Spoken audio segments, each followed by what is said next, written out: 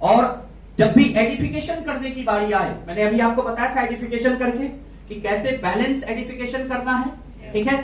तो एडिफिकेशन में एक बात का ध्यान रखना है कि एडिफिकेशन हमेशा दिल से किया जाना चाहिए, सही है। अपलाइन की कभी भी टीका टिप्पणी नहीं करनी चाहिए, उससे दूर रहें। अगर आपका कोई अपलाइन है तो कई बार आदमी साथ काम करता है और 2-4 टीम बनती है तो आपस में टीका टिप्पणी होने लगता है, उस टीका टिप्पणी से दूर रहें, ठीक है। अगर कोई आपके सामने कर भी रहा है तो आप वहां पर हट जाइए, उनकी बात कभी काटनी नहीं है। अगर अपलाइन आपके साथ है, इस बिजनेस में कहा जाता है कि एक गुरु बहुत जरूरी है, और इस बिजनेस में आदमी गुरु बनाने में बहुत चूकता है, बहुत टाइम लगा लेता है गुरु को छांटने में, एक गुरु को बनाने में। मैं एक छोटी सी कहानी आपको सुनाता हूँ। एक बार क्या हुआ, एक बूढ़ी औरत थी, मतलब एक औरत थी जो बूढ़ी हो गई, 60, 65, 70 साल की हो गई। तो 60, 65, 70 साल का जब कोई इंसान हो जाता है तो जनरली आप देखना वो पूजा पाठ में लग जाता है, सही है। तो बूढ़ी औरत भी अपना पूजा पाठ करती थी, दिन भर बच्चों की देखभाल करे, पूजा पाठ करे, बात खत्म। तो उस गांव में एक बाबा जी आ गए एक दफा। अब वो बाबा जी आ गए तो उस बूढ़ी औरत ने उस बाबा जी के पास जाकर उसकी सेवा करनी शुरू कर दी, और उस बाबा जी को बोला कि बाबा जी मैं पूजा पाठ करती हूँ और मैंने आपको मनी मन अपना गुरु मान लिया है, आप मुझे दीक्षा दीजिए। बाबा जी को क्या बोला कि मैंने आपको गुरु मान लिया है, आप मुझे दीक्षा दीजिए, मैं आपकी शिष्या बनना चाहती हूँ। अब बाबा जी को लगा ठीक है यार, तो बाबा जी ने उसको अपनी कुटिया में जगह दे दी और वो अपना उसी के यहाँ कुटिया में सेवा करती, बाबा की दीक्षा लेती, और ऐसे चल रहा था। कुछ समय के बाद बाबा जी को उस गांव को छोड़ के जाना था। तो बाबा जी जब जाने लगे तो बूढ़ी औरत जो है जिद पे अड़ गई कि हम अपने गुरु के साथ जाएंगे, मैंने इनको गुरु मान लिया है, मैंने इनसे दीक्षा ली है, अब मैं इनके साथ जाऊंगा। अब पूरे गांव के लोग, उनके बेटे जितने बेटे सब उनको समझाने आए कि देखिए बस कहाँ माँ जाओगी, आप बूढ़ी हो, कहाँ इनके साथ भटकोगी, कहाँ खाना मिलेगा नहीं मिलेगा, ये तो भिक्षुक आदमी है, इसका तो आदत है, आप कहाँ जाओगे। ऐसे उसको बहुत गांव वाले ने समझाया, लेकिन वो मानी नहीं, बोली नहीं मेरे भी एक गुरु है, मैं इनके साथ जाऊंगी। तो जब पूरा गांव समझा के थक गया, वो बाबा भी समझा रहे थे कि भाई मेरे साथ मत जाओ, उनको लगा कि मैं कहाँ ढूंढूंगा इनको, तो बाबा भी समझा रहे थे, फिर भी वो नहीं मानी। तो अंत में गांव वाले ने बाबा को बोला कि बाबा अब ले ही जाइए, अब कुछ कर नहीं सकते। तो बाबा ने बोला ठीक है।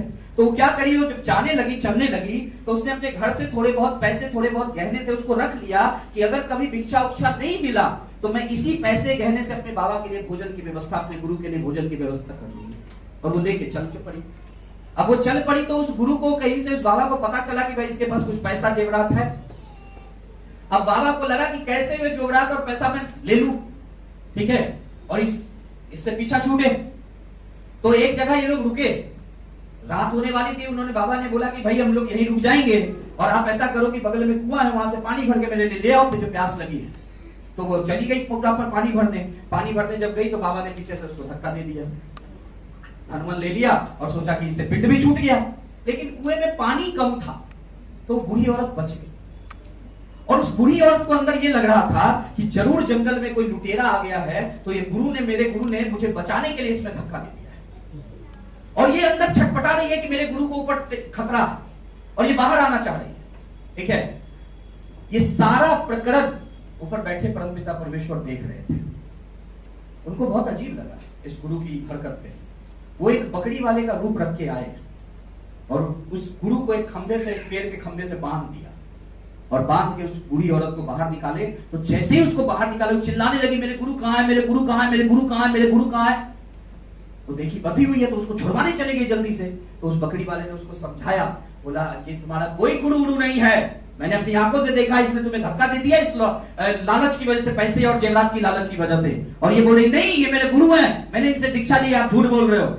और वो बकरी वाला इसको समझा रहा है कि नहीं ये कोई गुरु नहीं है, ये लालची आदमी है, मैंने अपनी आंखों से इसको देखा है धक्का देते हुए। और वो कहे नहीं ये मेरे गुरु है, मैंने इनको दीक्षा ली है, खोलो आप इनको।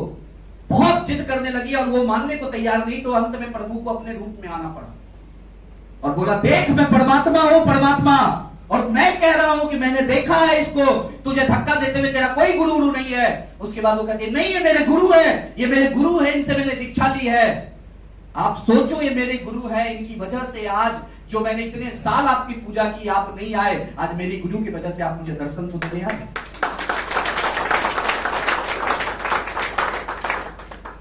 इस बिजनेस में एक गुरु छांटना, एक अपलाइन छांटना इतना ही जरूरी है और इतना ही विश्वास करने की आवश्यकता है उस अपलाइन पे जितना विश्वास उस महिला को अपने गुरु पे था कि मेरा गुरु कभी गलत नहीं हो सकता। विश्वास करना होगा। भरोसा करना होगा। कई बार विश्वास की कमी की वजह से एक मजबूत रिश्ता भी टूट जाता है।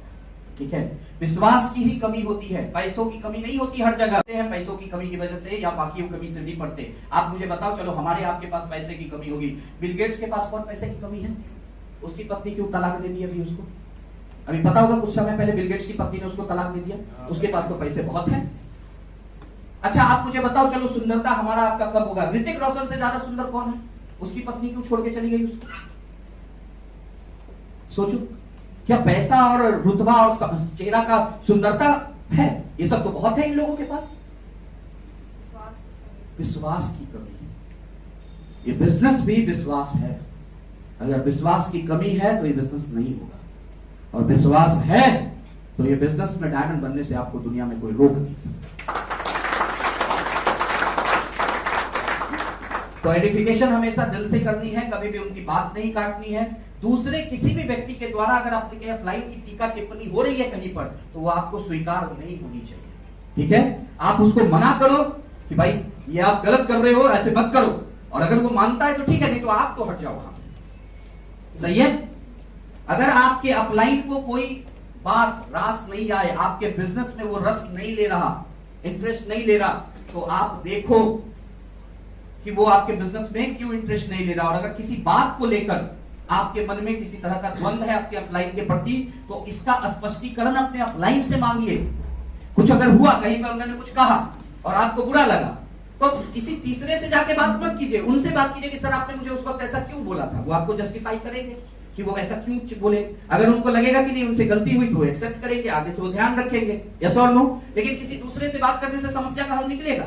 मेरे पैर पे किसी दूसरे का पैर है और वो बगल में खड़ा है, और मैं तीसरे को बोल रहा हूं देख भाई इस पे पैर रखा हुआ है, भाई जिसने रखा हुआ उसको बोलूंगा वो हटा लेगा, यस और नो।